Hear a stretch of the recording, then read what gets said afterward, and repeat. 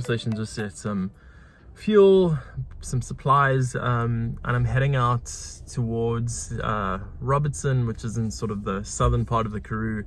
See if we can't get some Bradiopodium gutturale, the Robertson dwarf chameleon, and this will be start of a new video for tonight. Probably just gonna be the chameleon, so it won't be enough footage to make a whole video, so this will just be considered the intro for the next video. So let's get after it. Cool, just to give you an idea of this is the sort of habitat that we're walking and looking for these chameleons. It's quite thick and dense. It's actually really tough going. You've got to sort of look for suitable habitats at the same time as you want to look to make sure you're not stumbling upon someone sleeping in the bushes, because that's not going to sort of end well for anyone. Cool, so we finally made it out to Robertson. This area we're looking for the chameleons. A little bit sketchy. There's tons of sort of homeless people obviously been living here, and yeah, I'm just here with Andries. He's very bright. I just spotted the first Robertson dwarf chameleon for the evening. It's actually really difficult to get a picture in there. There you can kind of spot him just sleeping. Yeah, now he's woken up. There you go. Sorry for the crappy footage, but yeah, we're gonna get a 1 or 2 photos. A bit difficult in situ like this, and then yeah, we're gonna show you what he looks like. So of course, after getting the chameleon out the bush and trying to film it, all of the clips essentially failed. So here's just a static of the chameleon before we let it go. So we just out at another site, quite a while from where we were, and I saw this from a distance and I thought it was a chameleon, but it's just a sleeping skink. Sleeping Cape skink in just high up off the ground. You can see he's probably, I don't know, about a meter off the ground, just sleeping in this little sticky bush. Oh, and there he goes. Sorry, dude. So pretty much here in mid call out, but I got a call out to a house, a residential house on the back of Table Mountain, and this is a pretty small Karoo sand snake.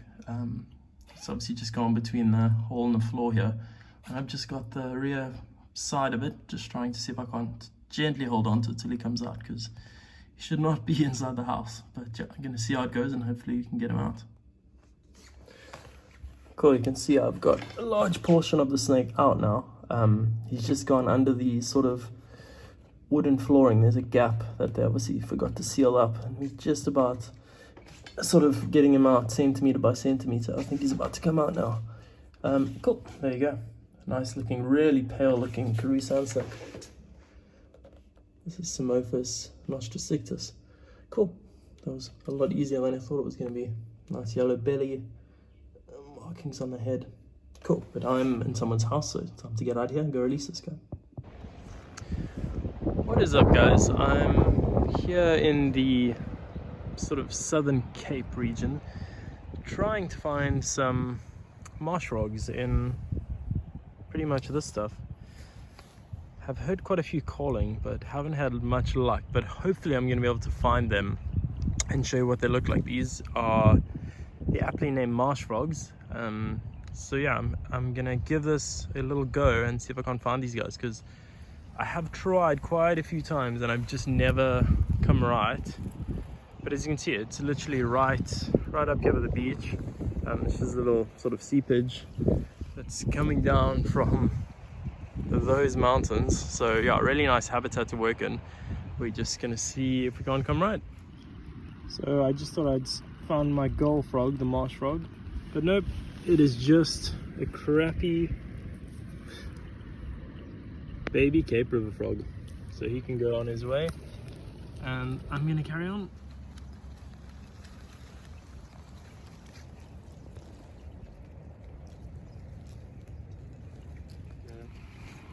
Cool, so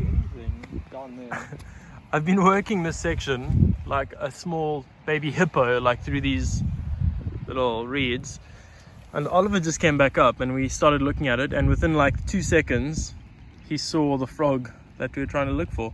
This is the marsh frog. I don't know how, because I've literally been looking for it all over. It might just be his white beanie. You can see how he naturally blends in with the clouds. Yeah, he's pretty much a demigod. But yeah, this is Pointonia. Super stoked. We're gonna see if we can get some pictures now before we get totally rained out. Sick. Cool, so here's just a closer look at the marsh frog that we just got. You can see they're really small. They've got this really short, sort of blunted face and quite a granular skin. But yeah, super stoked to be able to eventually see one. I've only been hit or miss trying to find them since 2018, so it's been sort of 3 years off and on. But yeah, stoked to eventually get them. As you can hear in the background, there's a couple more calling. But yeah, this is the alien looking marsh frog.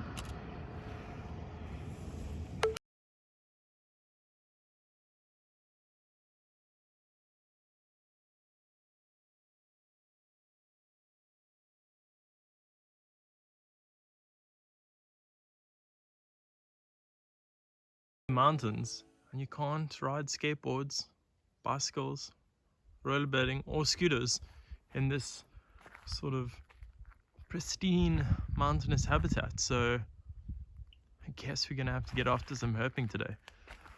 But yeah, I'm in an area called the Grootwinterhoek. Just waiting for a couple of my mates to get here, and we're gonna sort of get after some herping. You can see they've actually got, even have, unlike most parks, they actually have a decent reptile list on their board. And one of the things that we're particularly after today is going to be those guys. It's a southern rock lizard, Rhocopius species of sort of lizard living sort of in these sort of jagged edges of these rocks. It is super cold at the moment. It's probably only, I can imagine it can't be much more above 10 degrees. But yeah, I left my house in Cape Town super early this morning. It was still dark. But yeah, my other mates are only going to be here in about an hour or so. So I'm just going to take a walk around and see if I can't turn up anything before they get here. And then yeah, we're going to go from there and see what the rest of the plans are for today. So to give you an idea of how cold it is frost all over a sort of an ant mound or an anthill. I don't know if you can pick up the frost particles, but yeah, it's gonna be a cold weekend. So I'm just having a little walk around just where the car park is, just until the other guys get here. I haven't really seen much. I haven't even seen many sort of rock flakes or anything to flip, but I'm having a look. Oh, there's an agama. That is a very, very cold southern rock agama ultra. This dude is freezing cold. I'm gonna put the rock back, and then I'm just gonna put him back in his crack, because shame he's even cold to the touch. But yeah, that's actually not too bad. First herp of the sort of weekend, and within sort of 5-10 minutes. Hopefully that's a good sign. Cool, so we're just flipping some rocks. Let's see if we can't find some lizards and some geckos. A little bit too early for snakes, I think. It's still super cold. But we're gonna see what we get after. Oh, there's a gecko. That's a Gorgia hexapora. Pretty cool. I haven't actually seen this species before, so this is still a small one. But essentially this is a life, which is pretty cool. Let's see if we can pick a good look at him. Yeah, he's pretty tiny, but this is, yeah, Gorgia hexapora.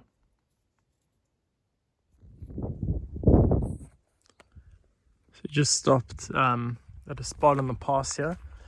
Gonna try to see if we can't work these sort of cliffs and further up on the ridges to try to find some cordelids. But first things first, got to prioritize, because it is cold out here.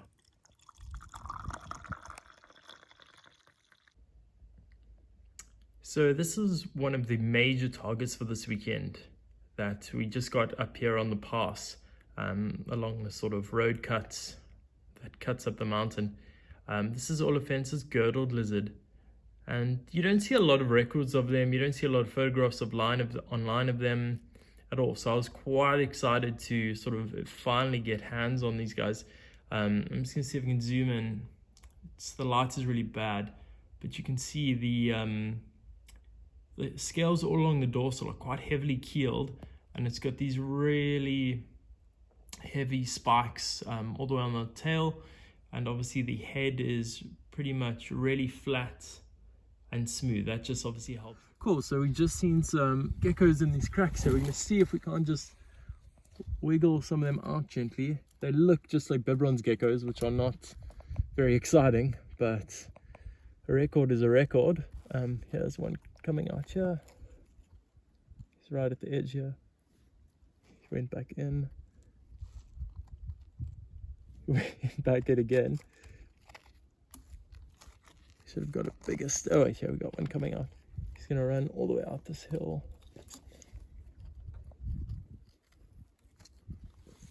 There you go. Just a young bronze gecko.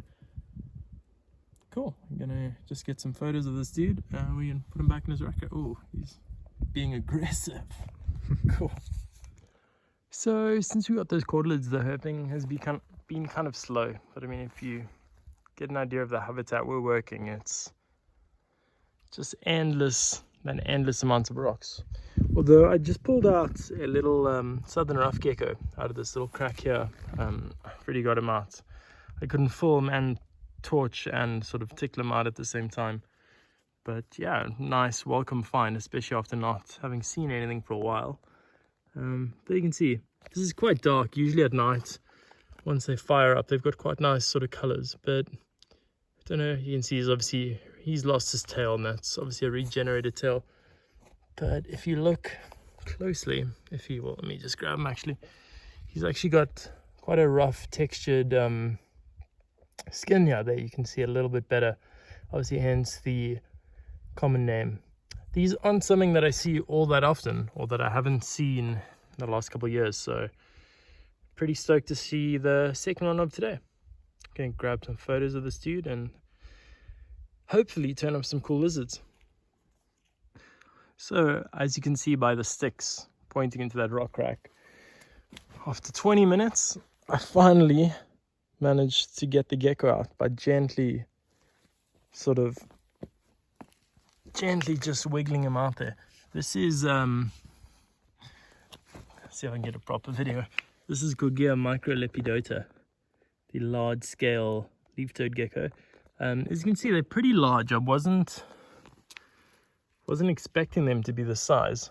As you can see, it's quite a decent size comparing it to my hand. I wasn't expecting them to be this large, as most of the other members of the genus are really small, like the animals we were finding earlier. But you can see they get the leaf-toed name from those huge toe pad sensors.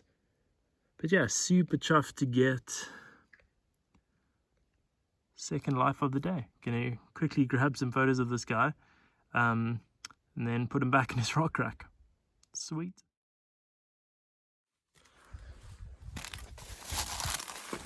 Good morning. We are out here for day 2 in the rock lizard setch. Still pretty cold.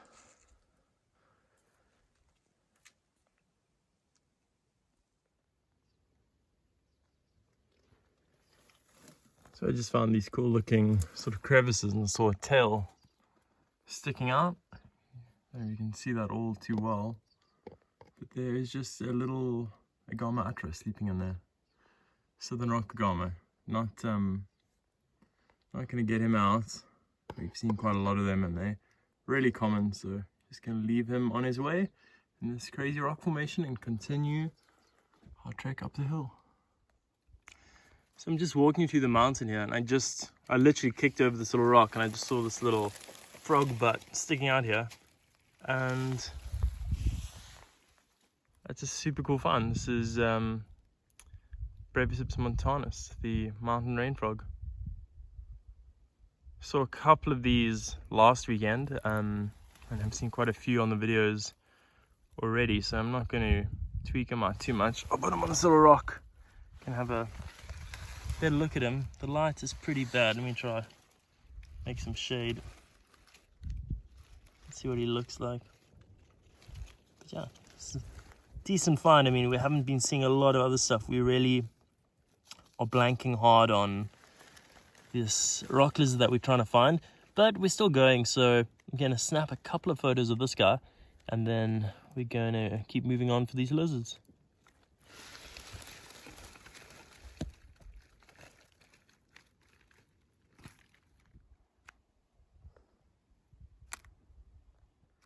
So that was exciting. This is the Cape grass lizard that we literally caught in this abomination of like knee-high grass. Yeah, they're super difficult to usually catch. They just swim through the grass. You can see he's got these, zoom in real quick, you see he's got these ridiculous little forelimbs, and again he's got the ridiculous little rear limbs, which are pretty useless, but both the dorsal and the underside of this lizard have incredibly rough keeled scales, so he sort of just cruises through the grass like it's no one's business. This is just a young one. You can see it's got a partially regenerated tail, but they get a lot bigger than this. They get about 3 times the size. But yeah, super excited to actually get one on hand. We lost another 2 that we just saw swimming through the grass, but you're not actually able to get hands on them. Let me just try to get another closer. You can see he's actually closing his eyes. That's pretty much a telltale sign, you know, he's not a snake. And yeah, Cape grasses. Gonna just finish up with a couple more photos and let him go. Cool. So here's just another look at this Cape grass lizard. Just before we sort of release him, like I was saying, you can see the darker section of the tail is the regenerated section, which most of these lizards generally have. They drop or throw their tails pretty easily to escape becoming a meal for someone else. Cool, that is now the end of the weekend. We just finished up at Grootwinterhoek. You can see I'm heading off the pass. I'm about to go on a dirt road for a little bit. But I'm going to cut the video here and I will catch you on the next one. Thanks for watching.